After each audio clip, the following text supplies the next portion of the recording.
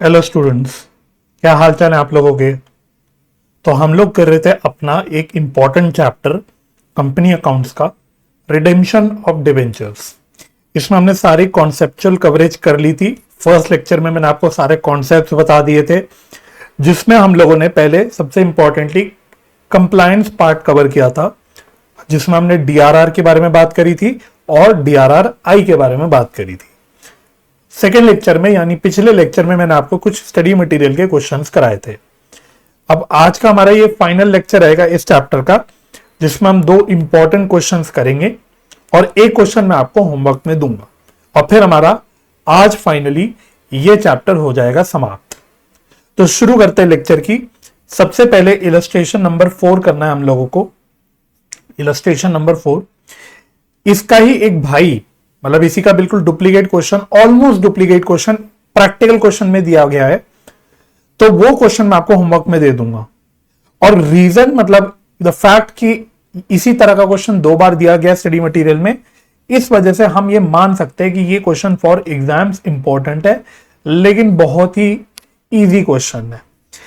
इस क्वेश्चन की खास बात यह है कि इस क्वेश्चन में आपके 2 चैप्टर्स टेस्ट हो जाएंगे कंपनी अकाउंट्स के। तो पहले रीड करते क्वेश्चन क्या कहता है। बहुत ही इजी चैप्टर, बहुत ही इजी क्वेश्चन है ये वाला, लेकिन करना जरूर है भाई, एग्जाम में आ जाएगा। तो एग्जाम में इजी क्वेश्चन आए, डिफिकल्ट क्वेश्चन आए, जैसे भी क्वेश्चन आए हमें तो करने पड़ेंगे। तो हमें सारे क्वेश्चंस की प्रैक्टिस होनी चाहिए। तो कहते हैं balance sheet of B company limited, जो कि एक अनलिस्टेड कंपनी है other than AIFI, banking company, NBFC and HFC। इसका मतलब जब अनलिस्टेड कंपनी के साथ ये अदर देन करके सब कुछ बोल दे, तो इसका मतलब इसकी कैटेगरी होगी अदर अनलिस्टेड कंपनी की। ठीक है, तो हमने जो एक समरी डिस्कस करी थी उसमें जो अदर अनलिस्टेड कंपनी का जो पार्ट था या कैटेगरी थी, उसमें ये कवर हो जाता है। और मोमेंट मैंने बोल दिया ये अदर अनलिस्टेड कंपनी है, तो सबसे पहले अपने दिमाग में क्लियर कर लो कि इसमें DRR की भी एप्लीकेबिलिटी है भाई, ऑफ कोर्स, क्योंकि रिडेम्पशन ऑफ डिबेंचर्स के चैप्टर में दे रखा है क्वेश्चन, तो रिडेम्पशन तो हो ही रही होगी, राइट। तो DRR की भी एप्लीकेबिलिटी होगी इसमें, और DRR आई की भी होगी, दोनों की भी इसमें एप्लीकेबिलिटी होगी। ठीक है जी, तो आपको दोनों की कंप्लायंस इसमें करनी पड़ेगी। अब एक बार बैलेंस शीट पढ़ लेते हैं कि क्या कह रहा है, बैलेंस शीट में क्या क्या दे रहा है। तो सबसे पहले शेयर कैपिटल है। जब भी कंपनी अकाउंट्स के क्वेश्चन में आपको बैलेंस शीट गिवन हो और उसका नोट नंबर गिवन हो, तो सीधा उसका नोट देख लेना, है ना। तो नोट नंबर 1 में शेयर कैपिटल गिवन है, जिसमें उसने ऑथराइज कैपिटल बता रखी है 30,000 शेयर्स हैं ऑफ ₹10 ईच फुल्ली पेड। फिर issued and subscribed share capital है 20,000 शेयर्स, ₹10 ईच फुल्ली पेड। मतलब ऑथराइज कैपिटल में फुल्ली पेड वर्ड लिखने का कोई रेलिवेंस नहीं है, तो ये गलत है, थोड़ी मिसप्रिंटिंग है। ऑथराइज कैपिटल में तो ये फुल्ली पेड हम लिखते ही नहीं, हम सब्सक्राइब कैपिटल में लिखते हैं। तो 20,000 शेयर्स हमारे फुल्ली पेड है। फिर रिजर्व एंड सरप्लस है नोट नंबर 2 में, उसमें सिर्फ एक प्रॉफिट एंड लॉस अकाउंट दे रखा है 1,20,000 का। उसके बाद आपके लॉन्ग टर्म बोरिंग्स है, जिसका नोट नंबर है आपका 3। इसमें क्या है, 12% डिबेंचर्स हैं 1,20,000 रुपीज के। ओके। फिर करेंट लाइबिलिटीज में ट्रेड पेबल्स है, इसका ऐसा कोई रेलिवेंस होता नहीं, इसका यूज कुछ होता नहीं। एसेट साइड में नॉन करेंट एसेट है, जिसमें प्रॉपर्टी प्लांट एंड इक्विपमेंट है, नोट नंबर 4। तो देख लेते हैं, बस इसमें कुछ नहीं है, फ्री होल्ड प्रॉपर्टी है ₹1,15,000 की। उसके बाद और क्या है, करंट एसेट्स में इन्वेंट्रीज है 1,35,000 की, ट्रेड रिसीवेबल्स हैं 75,000 के, कैश एंड बैंक बैलेंस है 2,30,000। ये भी थोड़ा सा मतलब गलत ढंग से लिखा हुआ है, तो भाई शेड्यूल 3 के हिसाब से हमें करना चाहिए ना, कैश एंड कैश इक्विवेलेंट्स, ये लिखा होना चाहिए। ठीक है, तो बड़ी मजेदार बात है, ICAI अपनी तरफ से ये फ्लेक्सिबिलिटी रख देता है। लेकिन अगर बच्चा ये फ्लेक्सिबिलिटी कर लेगा, बच्चा अगर अपने कल को बैलेंस शीट के क्वेश्चन में या कैश एंड कैश इक्विवेलेंट की जगह कैश एंड बैंक बैलेंस लिख देगा, तो पूरी प्रोबेबिलिटी है कि ICAI उनके नंबर डिडक्ट करेगा। तो ये काफी दोगुना बात है ना, डबल स्टैंडर्ड वाली बात है। क्या कर सकते हैं, अब जो है सो है। कैश एंड बैंक बैलेंस देखो यहाँ पे भी वही, मतलब कैश एंड कैश इक्विवेलेंट लिखा होना चाहिए। खैर जो भी है, उसका नोट गिवन है, उसमें कैश एट बैंक है 2 लाख का, कैश इन हैंड है 30,000 का, तो टोटल 2,30,000। तो ठीक है, नॉर्मल बैलेंस शीट है। तो बैलेंस शीट में आई थिंक हमें कोई डरने की बात नहीं है, लेकिन एक बात ध्यान रखना, उस बैलेंस शीट में एक बात नोट कर लेना, हमने बोला था इसमें DRR की भी एप्लीकेबिलिटी होगी, DRR आई की भी होगी। तो बैलेंस शीट में हमने देख लिया, ना ही DRR बना हुआ है ना ही DRR आई बना हुआ है। दोनों में से कुछ नहीं बना हुआ, तो इसका मतलब इसका पूरा जो कंप्लायंस है, पूरा जो डीआरआर और डीआरआरआई हमें बनाना खुद से पड़ेगा इस सवाल में, ठीक है। अब कहता है at the annual general meeting it was resolved a to give existing share holders the option to purchase ₹1 share at ₹15 for every 4 shares held prior to bonus distribution. Bonus की बात उसने आगे कर रखी है. This option was taken up by all the shareholders. तो पता है इस पॉइंट में वो किसकी बात कर रहा है? वो राइट इशू की बात कर रहा है, जिसके ऊपर आप एक सेपरेट चैप्टर कर चुके हो. मेरे चैनल पे मैं लेक्चर डाल भी चुका हूं, आपने देख ही लिया होगा. नहीं देखा तो आप वो भी चेक कर सकते हैं. मैं डिस्क्रिप्शन में फर्स्ट लेक्चर का लिंक डाल दूंगा, ठीक है. तो यहां पे राइट इशू की वो बात कर रहा है, तो आपको राइट इशू की जर्नल एंट्री करनी है, सिंपल, ठीक है. वो चैप्टर का रखा होगा तो आप कर लोगे. नंबर ऑफ शेयर्स बस ध्यान से देख लेना. हम ऑप्शन दे रहे हैं कितने शेयर्स का? 1 शेयर फॉर एवरी 4 हेल्ड. तो 1:4 का रेशियो हो गया, 1:4 का रेशियो होगा. नंबर ऑफ शेयर्स कितने, एक बार चेक कर लो. नंबर ऑफ शेयर्स है 20,000. तो मैं यहीं कैलकुलेशन कर लूं, मैं वहां पे नहीं करूंगा आप, ठीक है, मेन सोल्यूशन में नहीं करूंगा. तो नंबर ऑफ राइट शेयर्स कितने हो जाएंगे? 20,000 into 1/4, that is 5,000 shares. 5,000 shares. तो ये 5,000 शेयर्स हो जाएंगे हमारे नंबर ऑफ राइट शेयर्स. तो इन 5,000 शेयर्स की इशू करने की हमें जर्नल एंट्री करनी होगी. तो कर लेंगे, बहुत ही सिंपल होती है इसकी entry. B, to issue 1 bonus share for every 5 shares held. एक बोनस शेयर देंगे फॉर एवरी 5 शेयर्स हेल्ड. तो इसकी भी कैलकुलेशन कर लेते हैं. तो नंबर ऑफ बोनस शेयर्स कितने होंगे?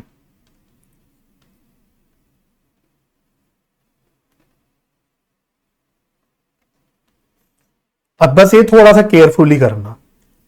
हमारे एग्जिस्टिंग नंबर ऑफ शेयर्स कितने चल रहे थे? 20,000, ठीक है. ऑथराइज कैपिटल पे कभी मत ध्यान देना भाई. ऑथराइज कैपिटल सिर्फ for the purpose of disclosure होती है. मेन होता है हमारा इशूड एंड सब्सक्राइब कैपिटल. तो नंबर ऑफ शेयर्स हमारे 20,000 थे, राइट. उसके बाद हमने राइट इशू भी किया, तो कुछ राइट इशू के शेयर्स भी आ गए. कितने नंबर ऑफ शेयर्स आ गए राइट इशू में? 5,000. तो अब मेरे टोटल नंबर ऑफ शेयर्स कितने हो गए? 25,000 हो गए. बोनस का रेशियो जो है वो है 1:5. तो नंबर ऑफ बोनस शेयर्स कितने हो जाएंगे? 1:5. तो 25,000 डिवाइडेड बाय 5, तो नंबर ऑफ बोनस शेयर्स हो गए 5,000. इस बात का आप एक बार ध्यान रख लेना, इस बात का आप ध्यान रख लेना, ठीक है. क्योंकि राइट, कई बार बच्चा जल्दबाजी में क्या करता है, वो जल्दबाजी में 20,000 को 1/5 से मल्टीप्लाई करके आ जाता है, तो उसका वो गलत हो जाएगा. आपको राइट शेयर्स जो इशू करे वो भी, क्योंकि उससे भी तो नंबर ऑफ शेयर्स बढ़ गए, और सीक्वेंस में दे रहा है, ए के बाद बी बता रहा है. इसका मतलब ये मुझे समझ आ गया कि पहले राइट इशू हुआ, उसके बाद बोनस शेयर्स आए, ठीक है.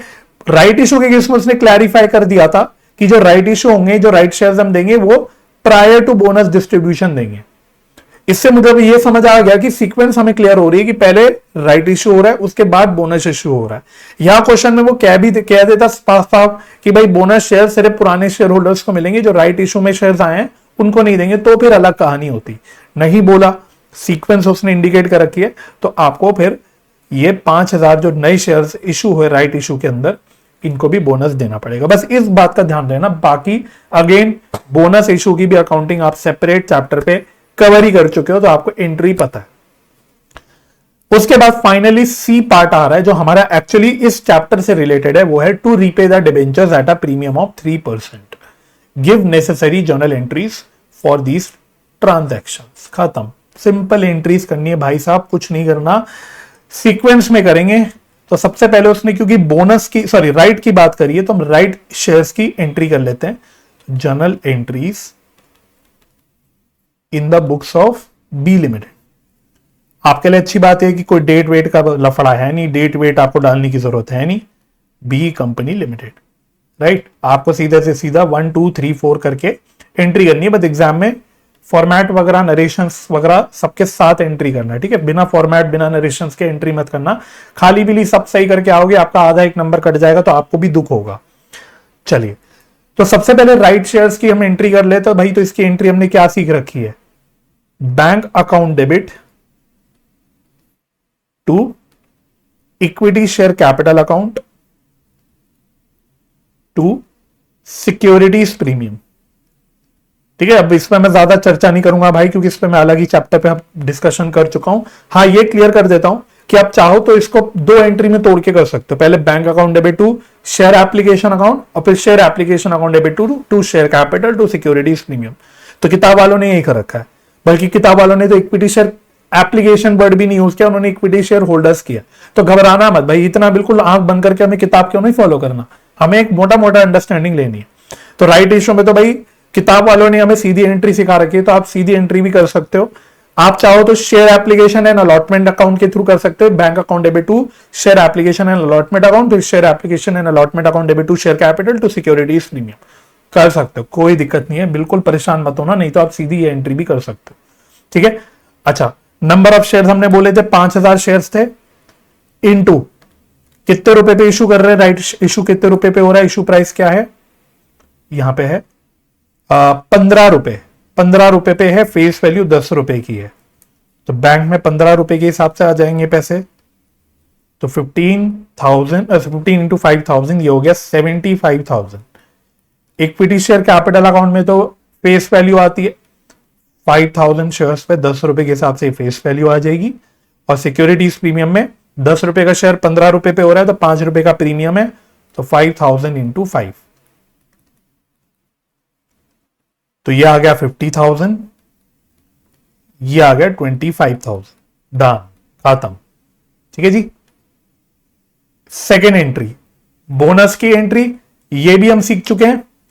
पहले आप यूज करते हो सीआरआर, अगर क्वेश्चन में सीआरआर है, बैलेंस शीट में सीआरआर है, तो पहले हम सीआरआर यूज करते हैं, फिर हम सेकंड प्रेफरेंस देते हैं सिक्योरिटीज प्रीमियम को, उसके बाद फिर हम लोग फ्री रिजर्व यूज करते हैं। इस सवाल में ना ही सीआरआर है, सिक्योरिटीज प्रीमियम आ गया भाई 25,000 का, सिक्योरिटीज प्रीमियम तो हमारे पास आ गया 25,000 का, तो ध्यान रखना भाई, ऐसी गलती हो जाती है हमसे। तो हमने जब राइट इशू करा तो 25,000 रुपए का सिक्योरिटीज प्रीमियम आ गया, तो वो हम यूज कर सकते हैं। ठीक है, तो मैं क्या 2 लाइन की जगह छोड़ के पहले लिखता हूं, हमारी एंट्री होती है securities premium debit, free reserve debit to bonus to share holders. तो पहले ये चेक कर लेते हैं हमें कितना बोनस देना है, to bonus to share holders.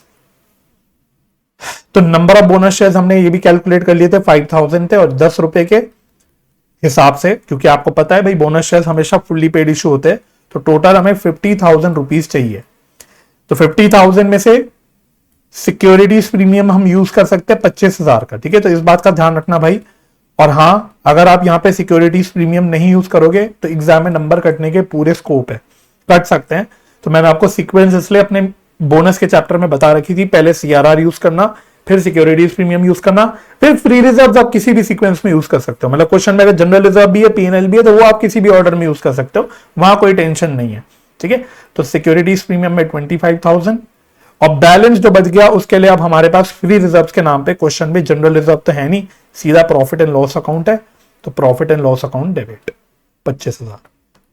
और नेक्स्ट एंट्री क्या होगी, फिर बोनस शेयर्स इशू कर देंगे। इसकी नरेशन होती है बीइंग बोनस सैंक्शनड, अगली entry being bonus shares issued, simple, लेकिन नरेशन लिखना जरूर भाई, bonus to share holders account debit to equity share capital account 50,000, done.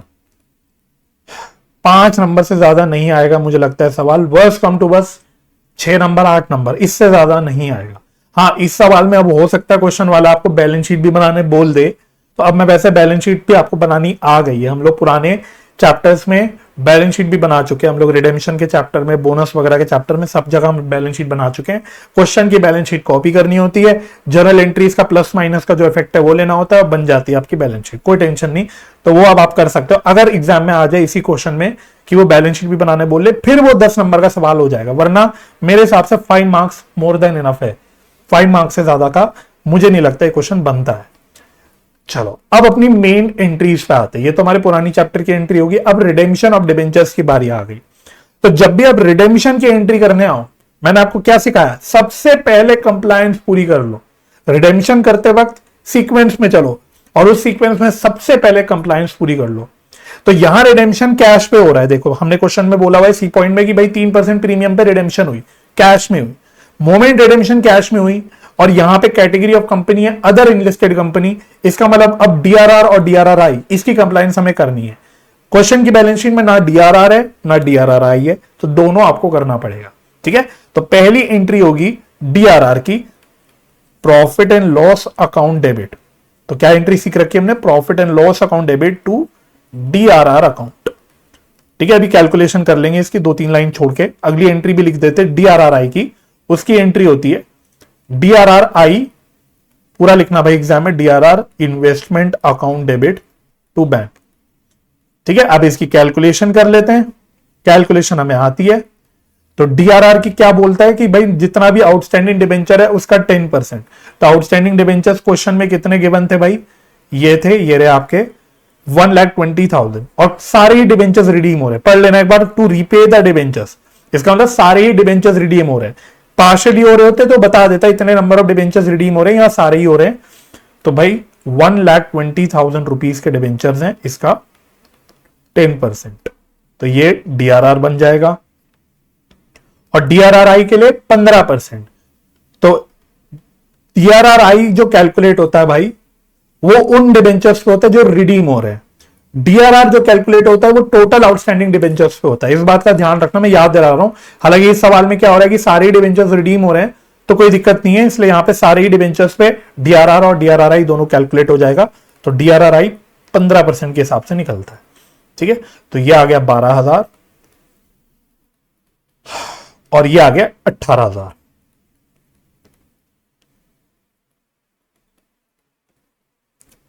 Clear हो गया, तो ये एंट्री आपको करनी पड़ेगी। अब रिडेम्पशन का टाइम आया, तो वैसे आप देखो किसी भी सीक्वेंस में एंट्री कर सकते हो, कोई दिक्कत नहीं है, पर एंट्री करते वक्त ध्यान रखना बहुत सारी चीजें होंगी। पहले डिबेंचर होल्डर्स को अमाउंट ड्यू करा जाएगा और रिडेम्पशन प्रीमियम पे हो रही है। फिर उसके बाद रिडेम्पशन के टाइम इन्वेस्टमेंट बेची जाती है, इन्वेस्टमेंट आपको अपने आप बेचनी पड़ेगी, क्वेश्चन नहीं बताएगा तो भी बेचनी पड़ेगी, मैंने लिखवा दिया था। If question is silent assume करना इन्वेस्टमेंट पार पे बिक रही है। उसके बाद और क्या एंट्री होगी आपकी, उसके बाद आपकी डिबेंचर होल्डर्स को पेमेंट करने की एंट्री होगी। उसके बाद premium on redemption right of करना पड़ेगा इस सवाल में, वो एंट्री के टाइम में आपके साथ डिस्कशन कर लूंगा। उसके बाद डीआरआर जो आपने बनाया है उसको जनरल रिजर्व में ट्रांसफर करना पड़ेगा, सारी एंट्री करनी पड़ेगी। ठीक है, तो सबसे पहले अमाउंट ड्यू कर देते हैं, एक काम करते हैं अमाउंट ड्यू कर देते हैं। तो कितने परसेंट डिबेंचर्स है हमारे, ये हैं 12% डिबेंचर्स। तो 12% डिबेंचर्स अकाउंट डेबिट,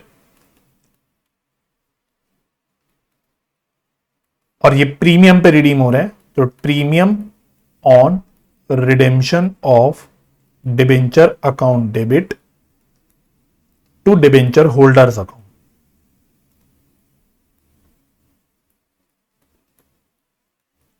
ठीक है, तो यहां तो फेस वैल्यू आ जाती है 1,20,000, 1,20,000 है ना, 1,20,000 के डिबेंचर्स थे। 3% प्रीमियम पे बोला था, हम कितने परसेंट प्रीमियम पे रिडीम कर रहे हैं इनको, हम इनको 3% प्रीमियम पे रिडीम कर रहे हैं। आओ तो यहां पे कर लेता हूं, जगह नहीं है, तो 1,20,000 का 3%, 1,20,000 का 3%, तो ये आ गया 30 कितना रहा, 3,600 आएगा शायद, 3,600। टोटल अमाउंट ड्यू हो गया 1,23,600। अब क्या है कि मैं सोच रहा हूं कि भाई बैंक से अब पेमेंट करनी है इनको, तो बैंक से पेमेंट करने के लिए हम क्या करेंगे, अपनी इन्वेस्टमेंट बेच के बैंक में थोड़ा और पैसा ले आएंगे, तो इन्वेस्टमेंट बेच देंगे। और क्वेश्चन ने स्पेसिफाई नहीं कर रखा तो हम अपने आप बेचेंगे और अज्यूम करेंगे कि भाई जितनी की वैल्यू है इन्वेस्टमेंट की उतनी पे ही बेच रहे हैं, मतलब पार पे बेच रहे हैं। तो bank account debit to DRR investment account 18,000। Clear हो गया, फिर हम पे कर देंगे डिबेंचर होल्डर्स को जितना पैसा है। तो डिबेंचर होल्डर अकाउंट डेबिट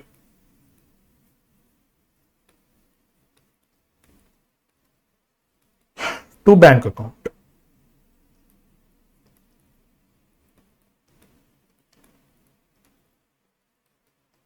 तो ये पेमेंट कर दी हमने। ठीक है, उसके बाद और क्या करेंगे, प्रीमियम और रिडेम्पशन को राइट ऑफ करेंगे। अब इसके ऊपर मैं चर्चा कर लेता हूं।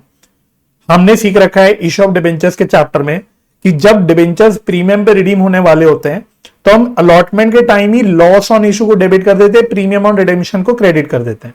लॉस को डेबिट कर देते हैं एक लॉस दिखाने के लिए, प्रीमियम और रिडेम्पशन को बेसिकली एक लाइबिलिटी की तरह दिखा देते हैं। अब मैंने आपको कॉन्सेप्ट में लिखवा दिया था कि भाई प्रीमियम हो तो उसे राइट ऑफ कर लेना पीएनएल में, अब इस सवाल ने तो आपको बैलेंस शीट दे रखी है, तो आप यहां पे थोड़ा लॉजिकली क्रॉस चेक कर सकते हो।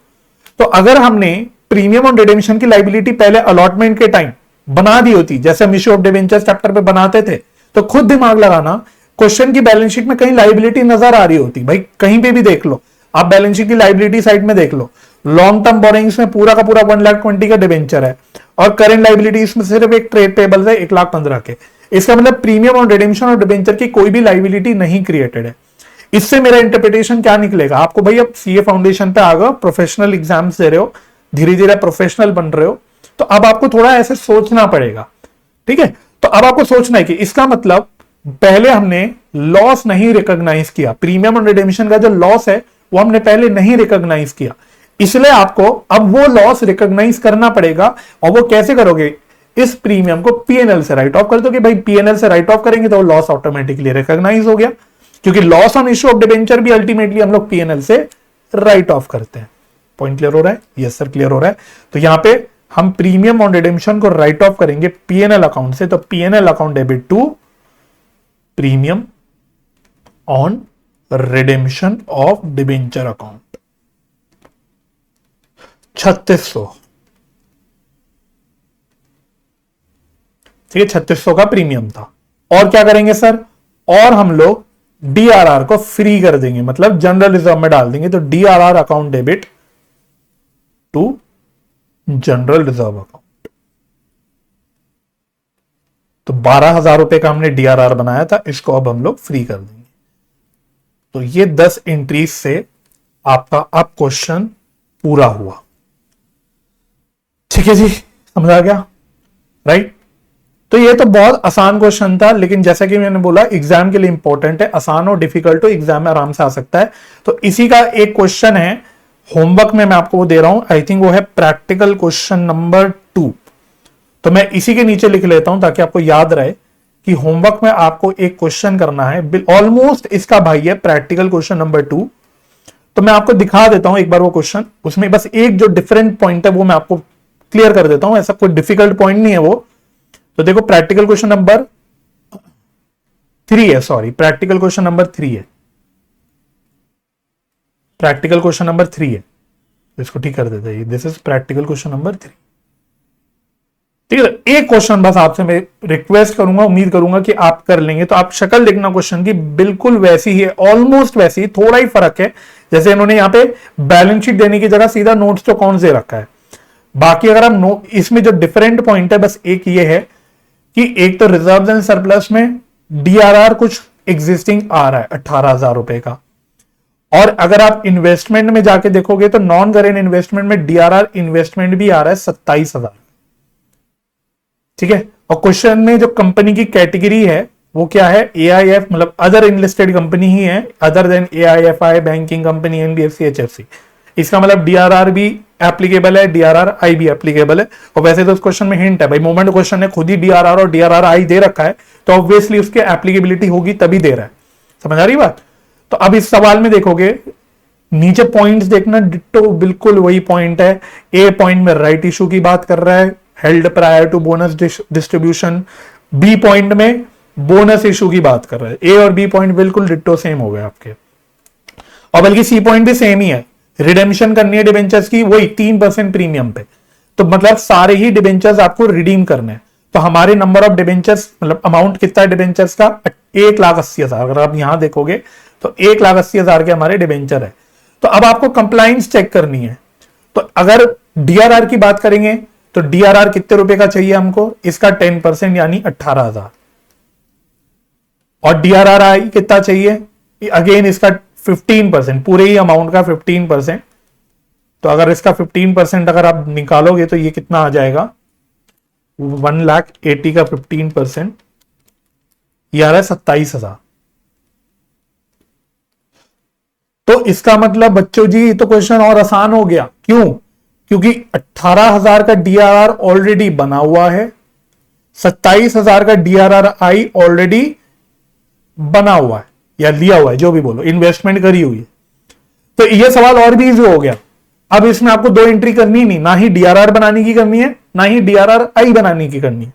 तो वो 2 एंट्रीज आपकी हट गई, बाकी आपकी एंट्रीज नॉर्मल होगी। समझ आ गई बात? तो इसलिए क्वेश्चन मैं आपको होमवर्क में दे रहा हूं, क्योंकि क्वेश्चन उसी का भाई है और रादर ही उससे और आसान ही है अगर ऐसे देखोगे तो। ठीक है, बाकी बिल्कुल सेम कैलकुलेशंस जो करनी है, एंट्रीज जो करनी है, बाकी आपकी एज इट इज जो इलस्ट्रेशन अभी हमने किया उसकी जैसे।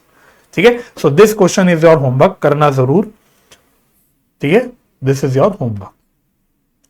अब जो एक क्वेश्चन हमें करना है वो है बहुत ही इंपॉर्टेंट क्वेश्चन एग्जाम के लिए। अगर मैं मेरे से पूछोगे तो इस चैप्टर का सबसे इंपॉर्टेंट क्वेश्चन है प्रैक्टिकल क्वेश्चन नंबर 2, तो most important question for exam, और ये एग्जाम में आ चुका है पहले भी, ऑफ कोर्स इंटर पे आया है क्योंकि पहले इंटर में था। ये अराउंड 10 मार्क्स का आ सकता है क्वेश्चन एग्जाम में, इसलिए ये हो गया आपका इंपॉर्टेंट क्वेश्चन। ठीक है, तो चलिए एक बार ये क्वेश्चन पढ़ते हैं क्या कहता है। चलिए क्वेश्चन पढ़ते हैं भाई, क्या कहता है, बड़े आराम से पढ़ना, एक एक शब्द क्वेश्चन के इंपॉर्टेंट है, क्वेश्चन की डेट्स जो गिवन है वो इंपॉर्टेंट है, एवरीथिंग इज वेरी इंपॉर्टेंट। एक भी पॉइंट इसका मिस कर दिया, एक भी इंपॉर्टेंट वर्ड या इंपॉर्टेंट इंफॉर्मेशन अगर आपने मिस कर दी तो क्वेश्चन में आपका झोल हो जाएगा। इजी क्वेश्चन है, ट्रस्ट में, कोई दिक्कत नहीं है, मुश्किल नहीं है क्वेश्चन। कह रहा है लिब्रा लिमिटेड जो कि एक लिस्टेड कंपनी है, a listed company, recently made a public issue in respect of which the following information is available। तो कुछ हमने एक पब्लिक इशू करी है जिसकी जानकारी नीचे गिवन है। पहले कंपनी की कैटेगरी आइडेंटिफाई कर लो, इस चैप्टर में बेस्ट होगा आपके लिए कि कंपनी की कैटेगरी आइडेंटिफाई कर लो और डीआरआर और डीआरआरआई की एप्लीकेबिलिटी समझ लो, दिमाग में क्लियर कर दो। तो मोमेंट मैंने बोला ये लिस्टेड कंपनी है, हालांकि क्वेश्चन ने आगे ये नहीं स्पेसिफाई किया अदर देन एआईएफआई, वही जो उसकी घिसीपिटी लैंग्वेज है, एआईएफआई, बैंकिंग कंपनी, एनबीएफसी, एचएफसी, लेकिन ये अंडरस्टूड होता है भाई, अनलेस अनटिल क्वेश्चन में साफ साफ लिखे ना कि ये एआईएफआई है या फिर ये लिस्ट बैंकिंग कंपनी है या फिर ये लिस्टेड फाइनेंशियल इंस्टीट्यूशन है, एनबीएफसी, जो भी है, तो तब तक ये हमें एक लॉजिकली अजम्पशन लेनी है कि भाई मतलब ये अदर देन ही है, वो सारी अदर देन एआईएफआई वगैरह वगैरह ये कंपनी है। इसका मतलब पता ही कौन सी कैटेगरी की कंपनी होगी, मैं इतनी बोल क्यों रहा हूं, मैं सिंपल आपसे बस ये बोलना चाह रहा हूं कि बेसिकली ये अदर लिस्टेड कंपनी की कैटेगरी में आ गया। और अब आप इसको अपनी समरी में चेक कर लो कि अदर लिस्टेड कंपनी में डीआरआर और डीआरआरआई की एप्लीकेबिलिटी क्या कहती है। तो सर डीआरआर तो एप्लीकेबल नहीं होता, डीआरआर इज नॉट एप्लीकेबल, लेकिन DRRI is applicable other listed company के लिए। तो इस सवाल में आपको डीआरआर की कंप्लायंस नहीं करनी, लेकिन डीआरआरआई की कंप्लायंस करनी है। मुद्दे की बात ये होगी कि आपको डीआरआरआई की कंप्लायंस करनी पड़ेगी। ठीक है, इसलिए मैंने आपको बोला था वो समरी बस आपके लिए मेन है, जो मैंने आपको करवा दी थी फर्स्ट लेक्चर में। वो समरी अगर आपको थोड़ी याद करनी है, वो याद हो गई तो फिर आपको दिक्कत नहीं आएगी। ठीक है, अब जानकारी क्या है बहुत ध्यान से पढ़ना। Number of partly convertible debentures issued, तो पहली बार डिबेंचर्स पार्टली कन्वर्टेबल है 2 लाख, तो 2 lakh partly convertible debentures issue हो रहे हैं। Face value and issue price ₹100 पर डिबेंचर, इसका मतलब इशू है एट पार, इशू है एट पार। ठीक है, अब इस सवाल में आपको इशू ऑफ डिबेंचर की भी एंट्री करनी पड़ेगी, इस बात का ध्यान रखना, क्योंकि अभी हम इशू कर रहे हैं, इशू हुए नहीं है, इशू कर रहे हैं। यही बोला था कि पब्लिक इशू किया, उसमें हम डिबेंचर इशू कर रहे हैं। ठीक है, अब पार्टली कन्वर्टेबल डिबेंचर है तो उससे रिलेटेड जानकारी नीचे दे रहा है। कन्वर्टेबल पोर्शन पर डिबेंचर इज 60%, तो कन्वर्टेबल पोर्शन हमारा जो डिबेंचर का है वो 60% है। इसका मतलब बैलेंस 40% नॉन कन्वर्टेबल पोर्शन है। तो क्या सिखाया था मैंने, पार्टली कन्वर्टेबल डिबेंचर्स के केस में चाहे डीआरआर हो चाहे डीआरआरआई हो, हमें उसकी कंप्लायंस सिर्फ नॉन कन्वर्टेबल पार्ट के लिए करनी होती है। तो इस सवाल में जो डीआरआर की बेसिकली डीआरआरआई की कंप्लायंस होगी वो 40% के लिए होगी, जो नॉन कन्वर्टेबल पोर्शन है। डेट ऑफ कन्वर्जन भी बता रहा है वो आपको। डेट ऑफ कन्वर्जन क्या है, on expiry of 6 months from the date of closure of issue, from the date of closure of issue. और क्लोजर ऑफ इशू की डेट उसने सवाल में बता रखी है, date of closure of subscription list is 1 May 2021। तो क्लोजर ऑफ इशू है 1 May 2021, डेट ऑफ अलॉटमेंट है 1 June 2021। तो डेट ध्यान से देख लेना। इसका मतलब क्या है कि हमारी कन्वर्जन कब होगी, क्लोजर से 6 महीने बाद। तो क्लोजर डेट है मेरी 1 May, इससे 6 महीने बाद, तो गिन लो, फर्स्ट में से जून, जुलाई, अगस्त, सितंबर, अक्टूबर, नवंबर। इसका मतलब मेरी कन्वर्जन कौन सी डेट को होगी भाई? 1 नवंबर 2021 को। 1 नवंबर 2021 को मेरी कन्वर्जन होगी। ठीक है। अब क्वेश्चन में कन्वर्जन की डेट एक दिन पहले ले रखी है, उन्होंने 31 अक्टूबर दे ले रखी है। तो आप एग्जाम में कुछ भी कर सकते हो, कोई मुझे परेशानी नहीं है भाई। एक ही बात है, अब 1 नवंबर लिख लोगे, 31 अक्टूबर लिख लोगे, कोई परेशानी नहीं है। क्वेश्चन वाले ने मतलब आईसीआई ने इसमें 31 अक्टूबर लिए, तो कोई बात नहीं, हम 31 अक्टूबर ले लेंगे, कोई दिक्कत नहीं है। ठीक है, एग्जाम में आप 1 नवंबर भी ले सकते हो, कोई परेशानी नहीं। रेट ऑफ इंटरेस्ट है 15% payable from the date of allotment. मतलब इंटरेस्ट की जो कैलकुलेशन होगी, आपको पता है वो टाइम बेसिस पे होती है, तो वो कैलकुलेशन करना आप अलॉटमेंट की डेट से करना, 1 जून से, और प्रैक्टिकली होता भी यही है। डेट ऑफ अलॉटमेंट को एक्चुअल डेट माना जाता है कि डेट ऑफ अलॉटमेंट पे हमारी लाइबिलिटी आ गई डिवेंचर की, तो इस डेट से हम लोग अपनी इंटरेस्ट की कैलकुलेशन करेंगे। रेट ऑफ इंटरेस्ट है 15%। Value of equity shares for the purpose of conversion है 60, फेस वैल्यू 10 रुपए। तो 60 रुपए पे कन्वर्ट होंगे, फेस वैल्यू 10 रुपए। इसका मतलब कन्वर्जन पे जो प्रीमियम लगेगा वो लगेगा 50 रुपए। फिर कह रहा है number of debentures applied for 2 lakh. तो मतलब 2 लाख ही डिबेंचर्स इश्यू हुए थे और 2 लाख डिबेंचर्स अप्लाई हो गए, मतलब ये फुल्ली सब्सक्राइब हो गया। Interest payable on debentures is half yearly on 30 September and 31 मार्च। हर साल के 30 सितंबर और 31 मार्च को जो इंटरेस्ट है वो पेबल होता है। ठीक है। Right relevant journal entries, right relevant journal entries arising out of the above during the year ended 31st March 2022 including cash and bank entries। तो आपको पूरे साल की एंट्रीज करनी है, 31 मार्च 2022 तक की सारी जो रेलिवेंट एंट्रीज है वो करनी है। हमें क्वेश्चन समझ आ गया? ठीक है। अभी हो सकता है आपको घबराहट हो रही हो ये क्वेश्चन पढ़ के कि बहुत सारी चीजें लग रही हैं कि हैं आसान है, सब आसान है, मन में बोलो एवरीथिंग इज इजी, क्योंकि हम कॉन्सेप्चुअली पढ़ाई करते हैं। तो कॉन्सेप्चुअली पढ़ने वाले बच्चों के लिए अल्टीमेटली कोई चीज इतनी कोई डिफिकल्ट नहीं होती जिसके लिए हम परेशान हो जाए। ठीक है, तो मेरे साथ साथ करना। प्रैक्टिकल क्वेश्चन नंबर 2, हमें जर्नल एंट्रीज करनी है इन the books of Libra limited. तो अच्छा रहेगा एग्जाम में भी आप ये हमेशा प्रॉपर्ली लिख लो, journal entries in the books of Libra limited. तो सबसे पहले डिबेंचर्स इशू की एंट्री करनी है, तो कैसे कैसे एंट्री करेंगे?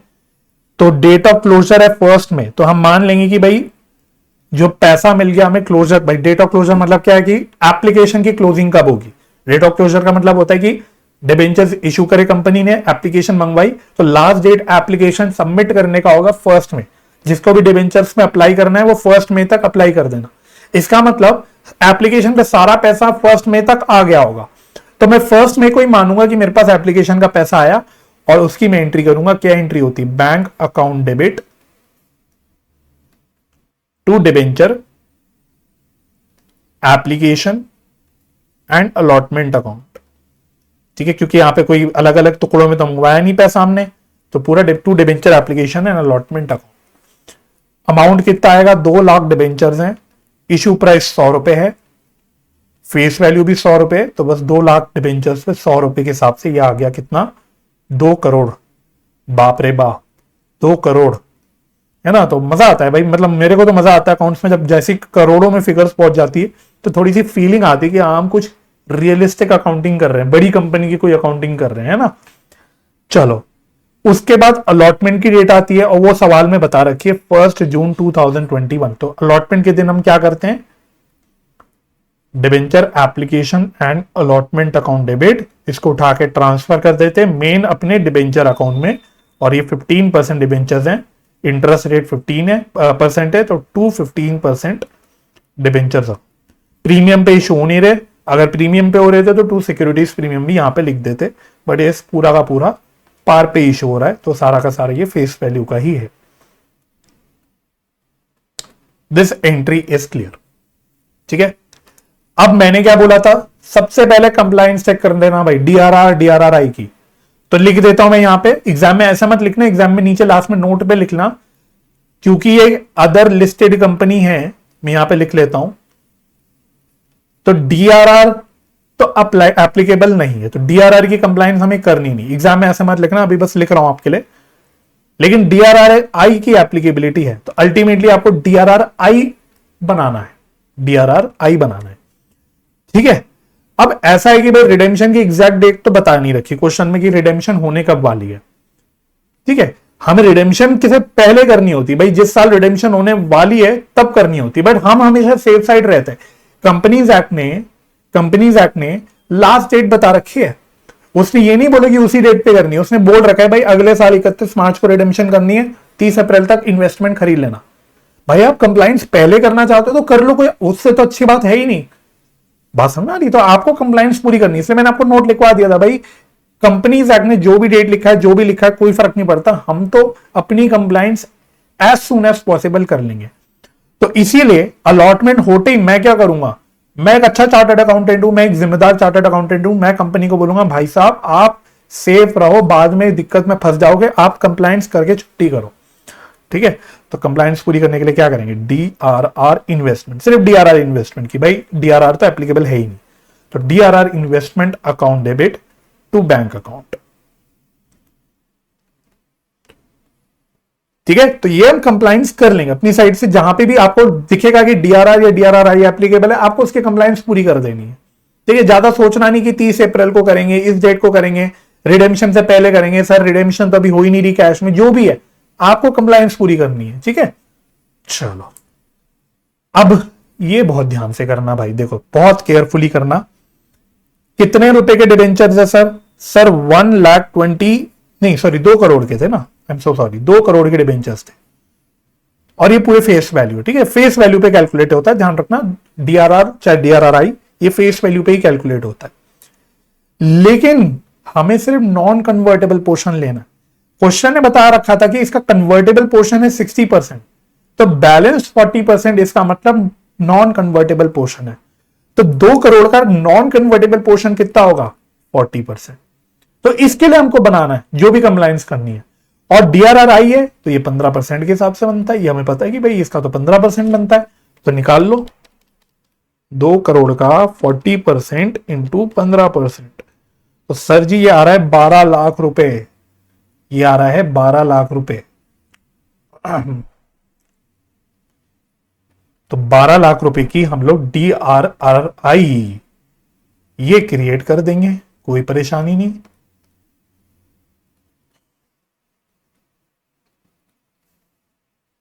तो देखो मैं बहुत तसल्ली से कर रहा हूं क्वेश्चन, क्योंकि अक्सर मैंने नोट किया है इस क्वेश्चन में पहले इंटर पे भी बच्चे फंसते थे, डाउट्स आते थे, इसलिए मैं बहुत धीरे धीरे आराम आराम से कर रहा हूं, ताकि आपकी कोई भी पॉइंट, कोई भी कॉन्सेप्चुअल पॉइंट मिस ना हो जाए, कोई कंफ्यूजन ना है।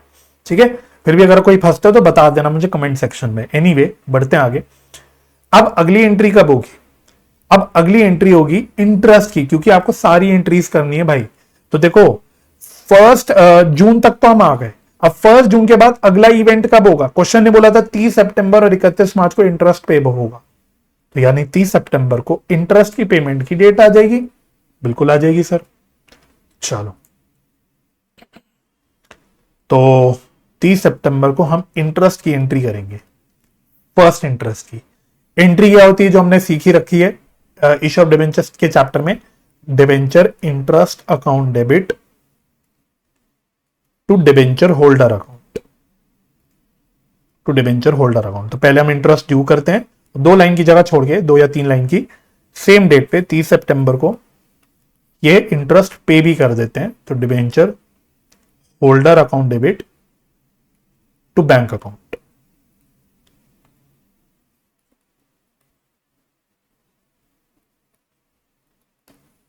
ठीक है, तो एंट्री तो हमें पता है।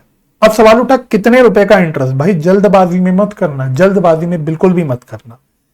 30 सितंबर तक तो अभी सारे डिबेंचर्स आउटस्टैंडिंग है, तो भाई इंटरेस्ट तो सारे आउटस्टैंडिंग डिबेंचर्स पे कैलकुलेट होता है।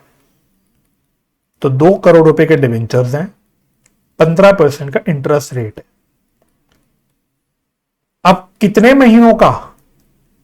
अब लिखना मत, भोला भाला बच्चा जो होता है बेचारा, उसके दिमाग में फिट हो गया होता है हाफ ईयरली इंटरेस्ट है। इश्यू ऑफ डिबेंचर्स के चैप्टर में भी बच्चा रट लेता है कि हाफ ईयरली इंटरेस्ट होता है तो 6-6 महीने का इंटरेस्ट कैलकुलेट होता है। तो भोला बच्चा क्या करेगा, यहां पे जल्दबाजी में 6 महीने का इंटरेस्ट निकाल लेगा बेचारा।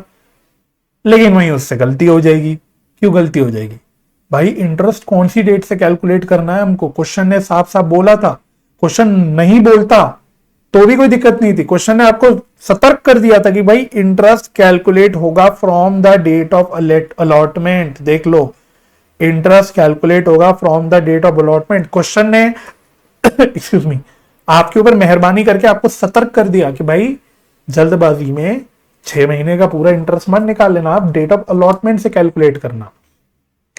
तो डेट ऑफ अलॉटमेंट हमारी 1 जून है, तो 1 जून से आपकी इंटरेस्ट की डेट आएगी। तो मैं यहां पे बना देता हूं, एग्जाम में बिल्कुल मत करना, यहां से लेके यहां तक।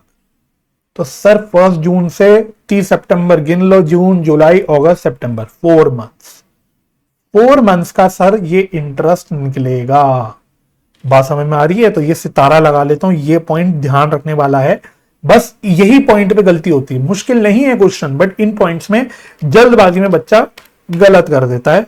तो कोई बात नहीं सर, हम इसीलिए तो सीख रहे हैं। तो ये आ गया 10 लाख रुपए।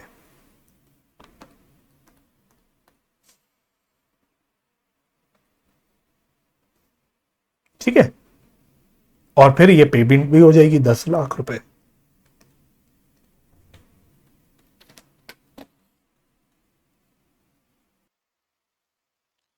अब अगला इवेंट कब हुआ, क्वेश्चन में आता हूं। अगला इवेंट कब हुआ?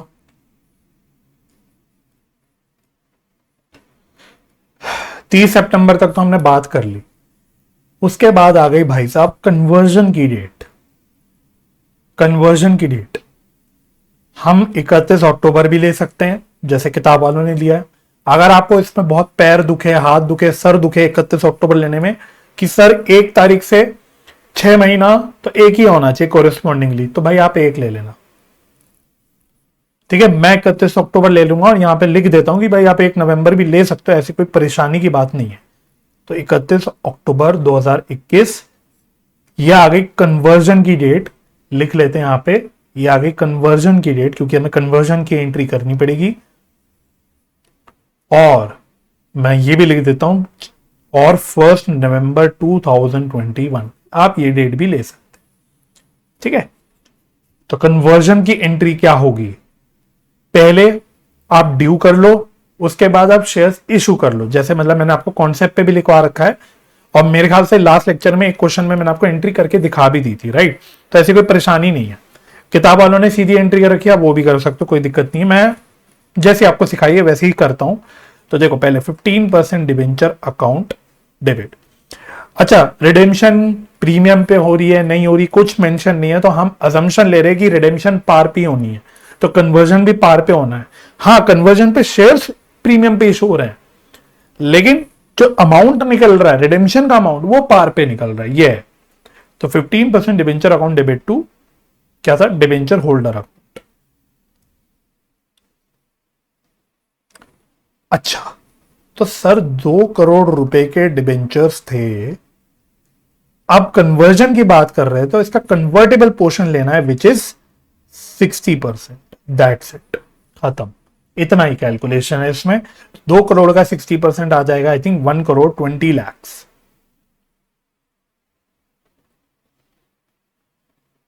उसके बाद डिवेंचर्स कन्वर्ट होके शेयर्स में हो जाएंगे, तो उसकी एंट्री होगी debenture holder account debit to equity share capital account, और प्रीमियम पे हो रहे हैं तो टू सिक्योरिटीज प्रीमियम अकाउंट। तो इसमें तो टोटल 1 करोड़ 20 लाख ही आएगा। और नंबर ऑफ डिवेंचर्स हम निकाल लेते हैं, number of shares number of shares to be issued. तो कुछ नहीं करना, 1 करोड़ 20 लाख है, डिवाइड कर दो विद इशू प्राइस। तो इशू प्राइस हमारा 60 रुपीज था ना, शायद 60 रुपीज। ये रहा, कहां दिया था, ये रहा 60 रुपीज। 60 रुपीज 50 रुपए का प्रीमियम था, तो divided by 60।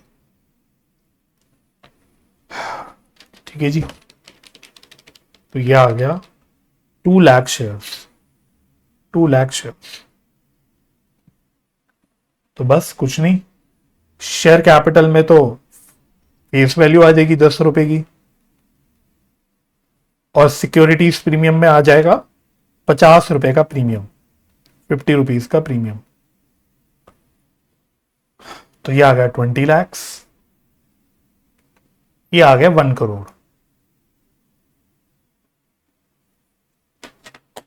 Low ji, conversion भी हो गई। ठीक है, यहां तक ओके हो गया। उसके बाद रिडेम्पशन कैश में हो रही है, कब हो रही नहीं हो रही ये तो बताया नहीं, तो वो तो हमें नहीं करना। लेकिन इसके बाद 31 मार्च 2022 तक की एंट्री हमें करनी है, क्वेश्चन ने बोला था। तो 31 मार्च 2022 को फिर से इंटरेस्ट की डेट आ जाएगी, तो इंटरेस्ट की एंट्री करनी पड़ेगी। Debenture interest account debit to debenture holder account. बस यही लास्ट पॉइंट है जो ध्यान से करने वाला है, फिर तो मतलब क्वेश्चन ही खत्म है, ऐसा कुछ नहीं बचा।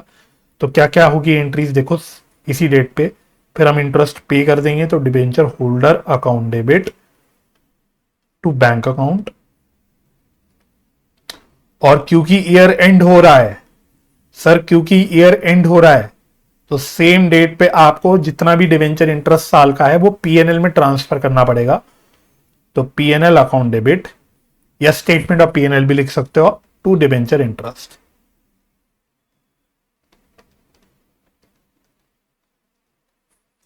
ठीक है, अब इंटरेस्ट कितना होगा, इंटरेस्ट कितना होगा, अब ध्यान से समझना।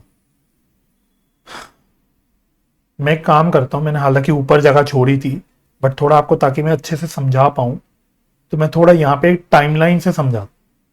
इंटरेस्ट की कैलकुलेशन, सिर्फ अब इंटरेस्ट की कैलकुलेशन सीख रहे हैं। देखो 30 सितंबर तक तो इंटरेस्ट पे हो चुका था, तो मैं साल की शुरुआत से टाइमलाइन नहीं ले रहा, 30 सितंबर तक तो हमारे इंटरेस्ट का पूरा हिसाब क्लियर था, तो वो छोड़ दो। हम 30 सितंबर से 31 मार्च के बीच की बात करते हैं। तो इस बीच में, इस दोनों डेट्स के बीच में क्या हुआ था, 31 अक्टूबर को हमारी रिडेम्पशन हो गई, रिडेम्पशन से ज्यादा कन्वर्जन हो गई थी। ठीक है, अब वैसे तो देखो पूरा 30 सितंबर से लेके जब हम गिनेंगे 31 मार्च तक, तो ये हमारे आ जाएंगे 6 मंथ्स, ये टोटल आते हैं 6 मंथ्स। लेकिन आप तो इंटरेस्ट कैलकुलेट करते हो on the amount of outstanding debentures. तो यहां पॉइंट समझने वाला क्या है कि 30 सितंबर से लेके 31 अक्टूबर तक तो मेरे पूरे के पूरे 2 करोड़ रुपए के डिबेंचर्स आउटस्टैंडिंग थे, पूरे 2 करोड़ रुपए के डिबेंचर्स आउटस्टैंडिंग थे। मतलब एक महीने तक मेरे कितने डिबेंचर्स आउटस्टैंडिंग थे, 2 करोड़ रुपए के। लेकिन 31 अक्टूबर को मेरा कन्वर्जन हो गया 60% डिबेंचर का, 1,20,00,000 के डिबेंचर्स कन्वर्ट हो गए। तो 31 अक्टूबर से लेके जो 31 मार्च तक की डेट है, यानी जो आपके बैलेंस 5 मंथ्स है, जो आपके बैलेंस 5 मंथ्स है, इस दौरान कितने रुपए के डिबेंचर्स आउटस्टैंडिंग रहे, सिर्फ 80 लाख के, सिर्फ 80 लाख के। इसका मतलब 6 महीने का इंटरेस्ट निकालना है, लेकिन उसमें से 1 महीने का जो इंटरेस्ट है वो पूरे 2 करोड़ रुपए पे निकलेगा, और बचे हुए 5 मंथ्स का जो इंटरेस्ट है वो 80 लाख पे निकलेगा, क्योंकि बीच में 1 महीने बाद ही 1,20,00,000 रुपए के डिबेंचर्स जो हैं वो कन्वर्ट हो गए, खत्म हो गए। बस ये पॉइंट है, अगर ये पॉइंट क्लियर हो गया तो फिर आपका काम खत्म, समाप्त। तो देखो मैं इंटरेस्ट यहां कैलकुलेट कर लेता हूं। तो हमने बोला 2 करोड़ रुपए के डिबेंचर्स पे 15% के हिसाब से 1 महीने का इंटरेस्ट निकलेगा, प्लस बैलेंस 80, मतलब बैलेंस 5 मंथ्स के लिए जो आपका इंटरेस्ट निकलेगा वो 80 लाख रुपए पे निकलेगा। चलिए ये कैलसी पे जोड़ देते हैं, कितना आएगा। तो 2 करोड़ का 15% डिवाइड बाय 12, तो ये 2.5 लाख आ गया। ठीक है, तो मैं यहां लिख देता हूं 2.5 लाख। तो ये 2.5 लाख है, और 80 लाख का 15% के हिसाब से 5 महीने का ये आ रहा है 5 lakhs प्लस 5 lakhs। तो टोटल इंटरेस्ट आपका कितना बन गया, 7,50,000। तो 2.5 लाख प्लस 5 लाख यानी 7,50,000 का आपका इंटरेस्ट बन गया 31 मार्च को। ठीक है, क्योंकि एक महीना पूरा 2 करोड़ रुपए डिबेंचर आउटस्टैंडिंग रहा, उसके बाद 1 करोड़ 20 लाख रुपए के डिबेंचर कन्वर्ट हो गए, तो बचे हुए 5 महीने 80 लाख का ही डिबेंचर आउटस्टैंडिंग रहा, तो बचे हुए 5 महीने में 80 लाख पे ही इंटरेस्ट निकलेगा। राइट, क्लियर हो गया। और फिर इसको पे भी कर देंगे 7,50,000।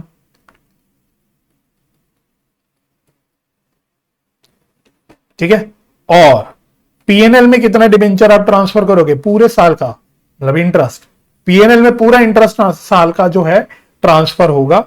तो कितने रुपए का था, पहला इंटरेस्ट था हमारा 10 लाख रुपए का, दूसरा इंटरेस्ट हमारा था 7.5 लाख रुपए का, दूसरा इंटरेस्ट हमारा 7.5 लाख रुपए का। तो यहां लिख देते 10 लाख प्लस 7,50,000, तो टोटल इंटरेस्ट आ गया हमारा 17,50,000।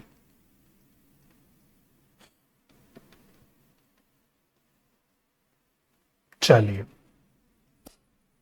खत्म। तो ये था आपका बहुत ही इंपॉर्टेंट क्वेश्चन, लेकिन अब मैं होप करता हूं कि क्योंकि हमने तसल्ली से करा और मैं उम्मीद भी कर रहा हूं कि आप मेरे साथ साथ सॉल्व करते हैं क्वेश्चन, तो अब आपको ये क्वेश्चन में कोई परेशानी नहीं होगी।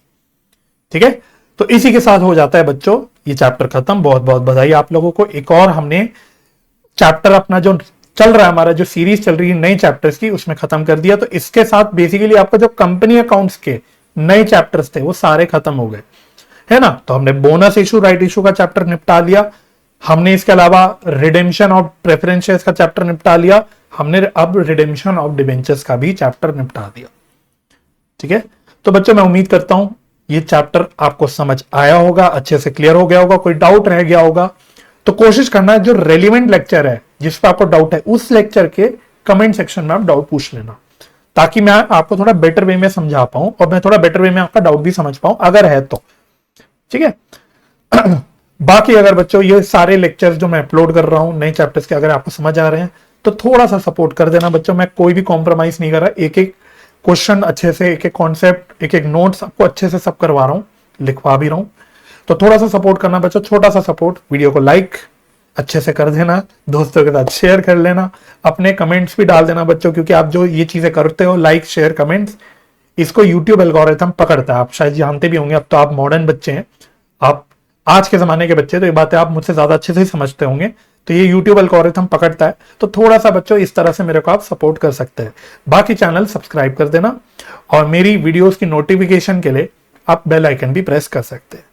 तो मुझे अपना समय देने के लिए बहुत बहुत धन्यवाद बच्चों। अपना ख्याल रखिए, परिवार का ख्याल रखिए, हंसी खुशी रहिए, एक दूसरे की मदद करते रहिए और पॉजिटिव माइंडसेट से पढ़ाई करते रहिए। मिलते हैं हम लोग अगले लेक्चर में, जिसमें हम लोग कोई नया टॉपिक उठाएंगे। तब तक के लिए bye bye and take care.